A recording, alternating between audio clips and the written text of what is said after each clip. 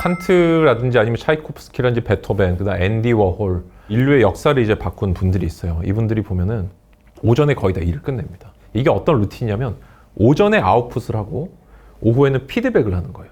점심 휴식을 취하고 피드백을 하고 나서 그 이후에 인풋을 해요. 이게 왜 그러냐면 창의적인 일을 뇌에서 셋업화가 나와야 돼요. 이 셋업화는 창의적인 일을 할 수 있게 만들어주는 뇌의 그 웨이브거든요. 뇌파거든요. 근데 얘는 몸을 이완시켰을 때만 됩니다. 오전에 내가 작곡 활동을 일단 끝내고 아웃풋을 해놓고 오후에 이걸 고치는 거예요. 머릿속으로.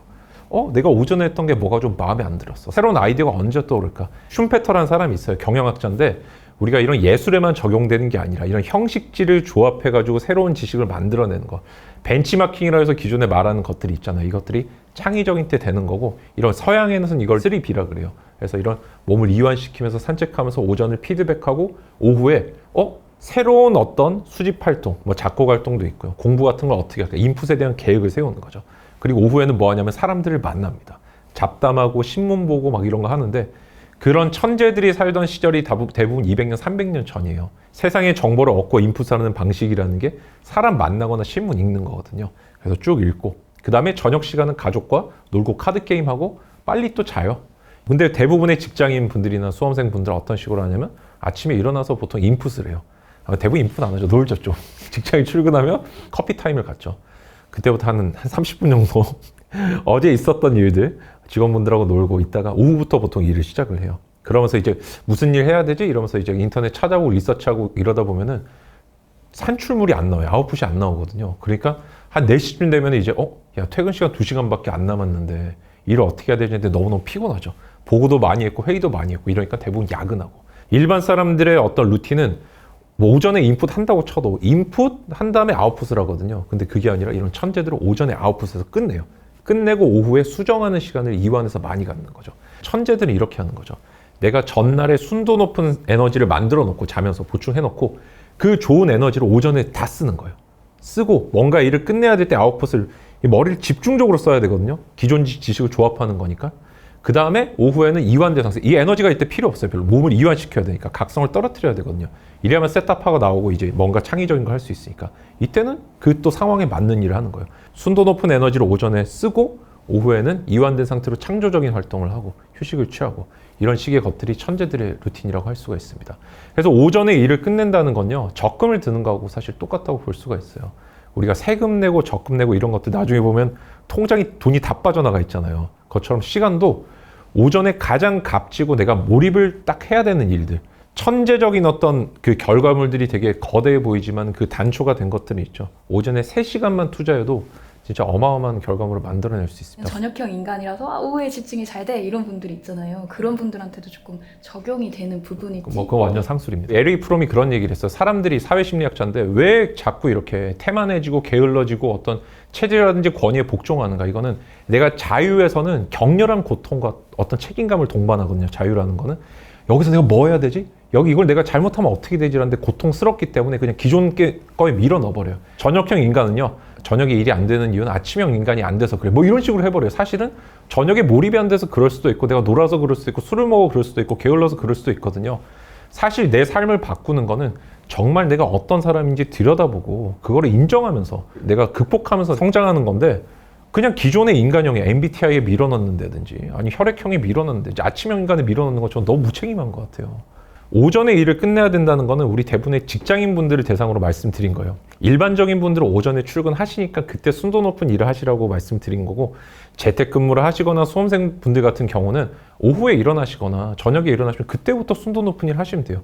제가 말씀드리고 싶은 포인트는 재충전이 끝났을 때 정말 순도 높은 에너지죠. 일어나자마자 하는 일이 가장 중요한 일이어야 된다는 걸 말씀을 드리고 싶은 겁니다. 아침형 인간과는 별로 관계가 없습니다.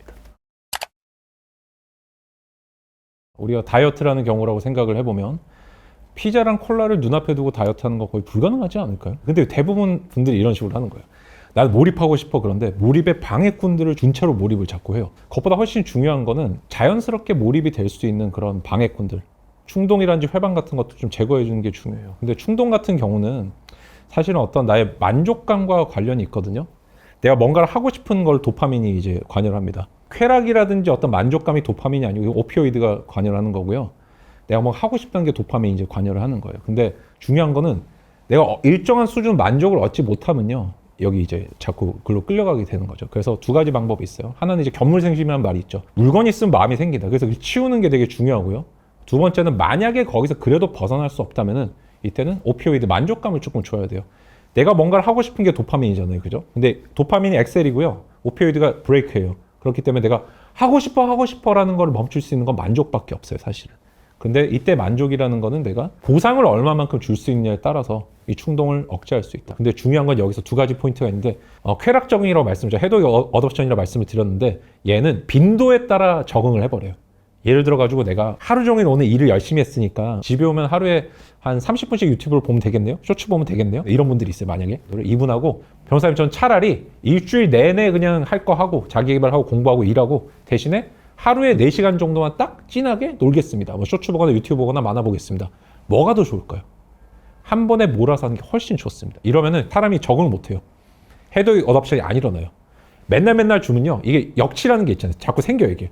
오늘 30분 봤으니까 쇼츠 내일 한 40분 봐야지. 이게 자꾸 이런 식으로 생긴다는 거죠. 이 시소 같은 거거든요. 쾌락이라는 거는. 그러니까 내가 자꾸 이렇게 쾌락을 주면 고통도 무지하게 커져요. 거기서 벗어나려면 한 번에 까먹을 때쯤 진하게 딱 주는 게 좋아요. 빈도를 제한하고 강도를 높게 주는 게 충동을 보상을 통해 억제하는 좋은 방법이라고 말씀을 드리고 싶습니다. 저는 이제 기본적으로 몰입은 3단계로 이제 구성을 하고 있고, 그 다음에 전제 단계가 있어요. 몰입을 하기 위해서는 의욕이 있어야 됩니다. 우리가 몰입이란 말은 가장 쉽게 일반적으로 쓰는 말은 열심이라 바꾸면 되거든요. 열심. 열자가 열라면 할 때 열자고요. 심자가 마음의 심자예요. 마음을 데운다는 뜻입니다. 중요한 거는 내가 몰입한다고 할 때는 뭔가 데울 수 있는 마음이 있어야 돼요. 그 재료들이 있어야 돼요. 이 뭔가를 몰입시킬 수 있는 재료가 바로 의욕, 동기입니다. 처음에 그래서 의욕과 동기를 만들어주는 게 더 중요한데 막 거창하고 멋있고 이런 건 필요 없어요. 뭔가 무력이어도 좋고 돈을 벌고 싶다 아주 좋은 거죠. 명예욕도 아주 좋습니다. 두 번째는 그걸 가지고 뇌가 끌릴 만한 계획 마케팅을 해줘야 돼요. 그냥 일해야지, 그냥 영화 봐야지, 그냥 스터디한 영상 봐야지 이런 거 절대로 몰입이 안 돼요. 뭔가 먹음직스럽게 어트랙티브하게 만드는 구체화, 수치화, 그 다음에 가능화 이 세 가지를 해줘야만 베니스 놀러가서 써먹을 인사말 2가지 외우고 자기 라든지 이런 식으로 돼야지 이탈리아어 공부하기 뭐 하고 싶겠어요. 그래서 이게 몰입의 첫 번째 단계고요. 전제 단계 다음에 첫 번째 단계. 두 번째는 내가 몰입을 하려고 봤더니 회방꾼이 너무 많아요. 이게 충동적인 거. 주변에 핸드폰이라든지 PC라든지 침대라든지 다 치우는 게 너무 중요하고 그게 안 될 때는 충동을 내가 만족시켜 줌으로써 오피오이드를 내가 분비를 시킴으로써 만족을 시킴으로써 대신에 빈도가 아니라 크기로써 보상을 준다.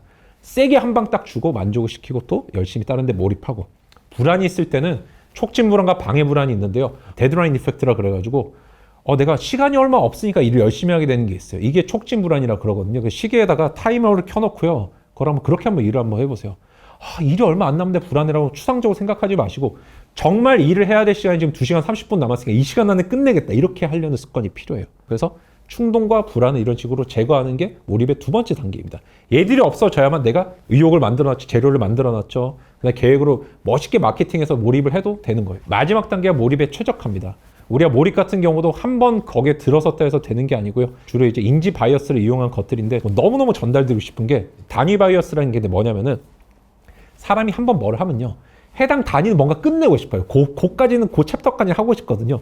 이걸 이용해서 몰입할 수 있어요. 뭐냐면은 예를 들어서 김대리 밥 먹으러 가자 할 때 이때 딱 잠시 하던 게 있으면요. 멈춘 게 아니라 요 파트까지만 한다. 그걸 이만큼 잡으면 안 되겠죠. 그게 아니라 이거를 딱 나누는 게 실력이에요. 세분화시켜서 꼭지도 세 꼭지면은 한 꼭지를 5년에 딴다 그러면은 김대리 밥 먹으러 가자 할 때 한 꼭지는 다 따고 가야 돼요. 단위를 맞추려는 성향. 그래서 뭔가 단위를 잘게 쪼개고 그 단위를 맞춰서 일을 완결하고 자리에서 일어나는 습관을 머리에 좀 가져달라. 이게 몰입을 최적화하는 저는 진짜 좋은 방법 중에 하나라고 대표적으로 소개를 해드리고 싶고 마지막이 몰입 피드백인데요. 대부분 사람들이 오늘 하루를 되돌아보는 시간 자체를 갖질 않습니다. 하루에 한 번 정도는 내 삶을, 내 계획을, 내 몰입을 돌아보는 시간을 좀 가져주셔야 되는데 이때 뭘 하셔야 되냐면은 기록해야만 기록이 돼요. 기억이. 이때는 진짜 기억을 위한 기록인데 하루 일과 같은 것들을 좀 이렇게 쭉 적어 놓으셨으면 몇 점이었다 점수를 주는 게 중요합니다. 오전 시간에 출근해가지고 기획서 꼭지를 땄는데 2꼭지 따기로 했는데 못 땄다. 50점. 어떻게 해야 되죠? 다음에 한 꼭지만 따보자. 어떤 걸 갖고 있냐면요. 클러스터 오류라는 걸 말씀을 드리고 싶어요. 실패가 누적되면요.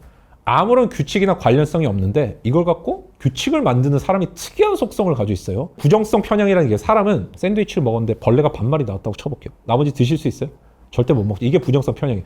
부정은 모든 걸 전염시켜요. 근데 자꾸 부정적이고 실패한 계획들을 머리에 떠올릴 수밖에 없어요. 사람 원래. 심지어 클러스터 오류라고 해서 규칙화시켜요.